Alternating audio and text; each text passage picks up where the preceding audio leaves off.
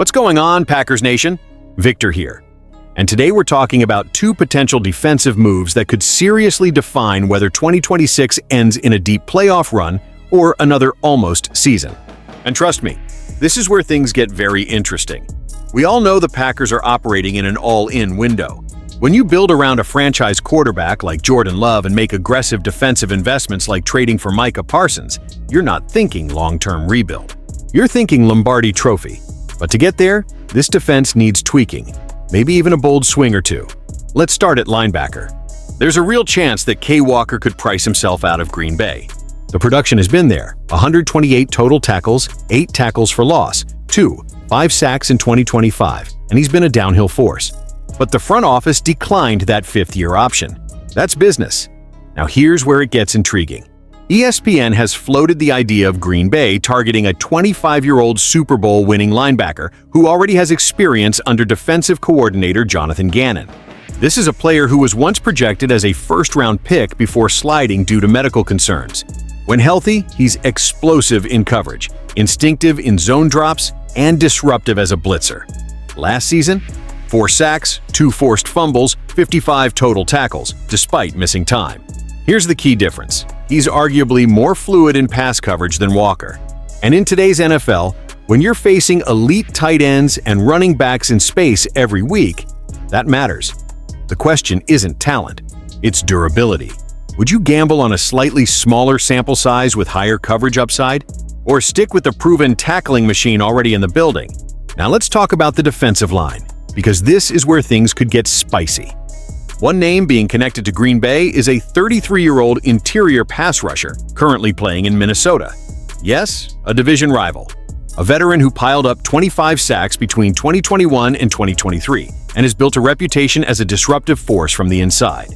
He's due over $14 million in base salary. The Vikings are reportedly shopping him to create cap relief, potentially $11 million in savings if they cut him. Let me say that again. A proven interior disruptor, possibly hitting the market, from Minnesota, and Green Bay has a need for interior push. We all saw it last season. Too many clean pockets up the middle.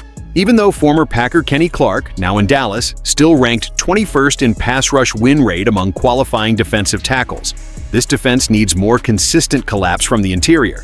Adding a battle-tested veteran who can still win one-on-one inside could completely change how offenses block us, especially when you've got Parsons coming off the edge. Imagine that synergy. But here's the tension: age, salary, injury history. Are we buying the name or the current version of the player?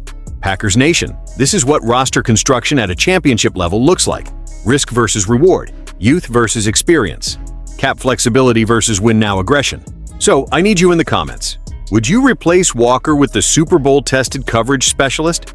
Would you sign a 33-year-old division rival to anchor the interior? And before we break down cap implications, scheme fit, and realistic contract structures, smash that like button and subscribe to Packers Nation Report. We're closing in on 2,000 subscribers, and I only want the real ones.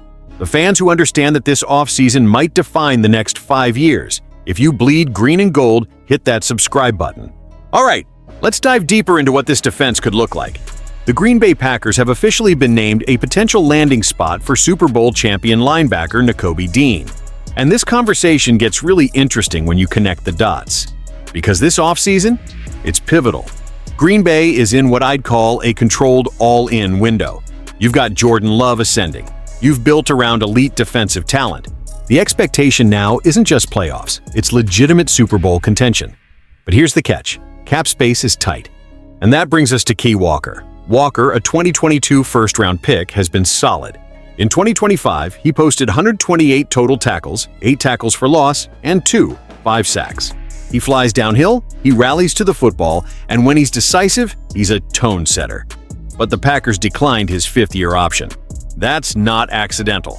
That's the front office telling you they're not fully sold at his projected price tag.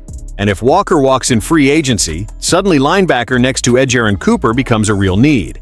That's where Nico comes in. Dean is still only 25 years old. Last season, he had 55 total tackles, 4 sacks, and 2 forced fumbles. But here's what stands out. He's arguably stronger in pass coverage than Walker. And in today's NFL, that matters. We're not playing 1998 football anymore. Linebackers have to run with tight ends, carry crossers, match up with backs in space. If you can't cover, you get exposed.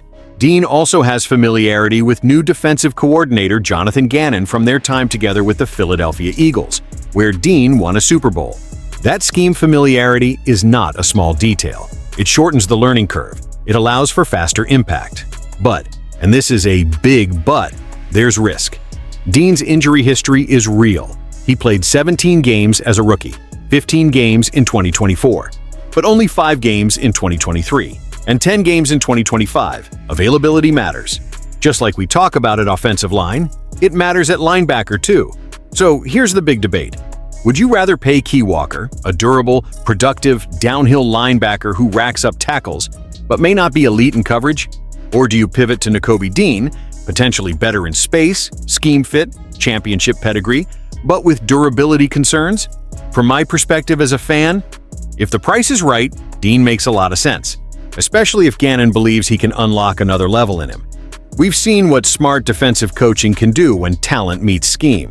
But I don't want Green Bay overextending financially on another injury gamble. We've done that before. It stings. The upside? A Dean Cooper pairing could be fast, aggressive, versatile, a duo that can blitz, cover, and create turnovers. And if this team is truly in a Super Bowl window, upgrading athleticism in the middle of the field is one way to keep up with today's explosive offenses. Now I want to hear from you, Packers Nation. Do you let Key Walker walk? Do you sign Nakobe Dean? Or do you draft another linebacker in this deep class and reset the position? Drop your thoughts in the comments. Let's talk about it. Packers Nation, now we're talking about something that might sound crazy at first. A Vikings defensive lineman, possibly becoming the Packers' next big defensive addition. Yeah, you heard that right. But before we get into it, smash that like button and subscribe to Packers Nation Report. We are on the road to 2,000 subscribers, and we're building the most passionate Green Bay Packers community on YouTube. If you bleed green and gold like I do, hit that subscribe button right now. All right, let's dive in. The Green Bay Packers have been named a top landing spot for Javon Hargrave, currently with the Minnesota Vikings, who could either be traded or released this offseason. And this situation is fascinating. Hargrave is entering the second year of a 2-year, $30 million deal. He's 33 years old. He's due over $14 million in base salary. And here's the key. If Minnesota can't trade him, they're expected to cut him to save $11 million in cap space. Why? Because the Vikings are more than $43 million over the salary cap. That's not tight. That's panic mode. Now let's talk about the player. From 2021 through 2023, Hargrave totaled 25 sacks as an interior defensive lineman, 25 from the inside. That's disruptive production. Yes, he dealt with injuries in 2024. Yes, he only had 5 sacks recently. But when healthy, this is a guy who can collapse the pocket from the interior. And that's something the Packers desperately need. Let's be honest about our defensive line. We've lacked consistent interior pass rush. We've relied heavily on edge pressure. And in today's NFL, if you can't push the pocket up the middle, elite quarterbacks just step up and carve you apart. Now here's another wrinkle. There's also talk about a possible reunion with Kenny Clark, currently with the Dallas Cowboys. Clark, who turns 31 in October, isn't quite the Pro Bowl force he was in 2023, but he's still productive. Among 77 interior defensive linemen with at least 250 pass rush snaps in 2025, Clark ranked 21st in pass rush win rate. That tells me there's still juice in the tank. Dallas could cut him to save $21, $5 million without dead cap penalties. If that happens, suddenly a reunion becomes financially realistic. Now here's where I give you my fan perspective. If Hargrave is cut, not traded, and you can get him at a reduced price, I love it. He's experienced. He's battle-tested. He knows the division, and taking a productive veteran away from Minnesota while strengthening your own defensive front, that's a double win, but I do not want Green Bay absorbing that $14+ million salary in a trade, especially at 33 years old. As for Kenny Clark, there's something about bringing back a guy who knows the culture, the building, the expectations. And under defensive coordinator Jonathan Gannon, having a veteran presence while transitioning schemes could be huge. This defense is close. But close doesn't win championships. If the Packers are truly in a Super Bowl window, interior defensive line must improve. You cannot let division rivals control the trenches. So now I ask you, Packers Nation, would you rather sign Javon Hargrave if he's cut, reunite with Kenny Clark, or invest in the draft and go younger? Drop your thoughts in the comments. I want to hear it. If you enjoyed this breakdown, hit like, subscribe, and help us reach 2,000 subscribers. We're just getting started, and this offseason could define the future of the Packers. This is Victor, and as always, go Pack Go!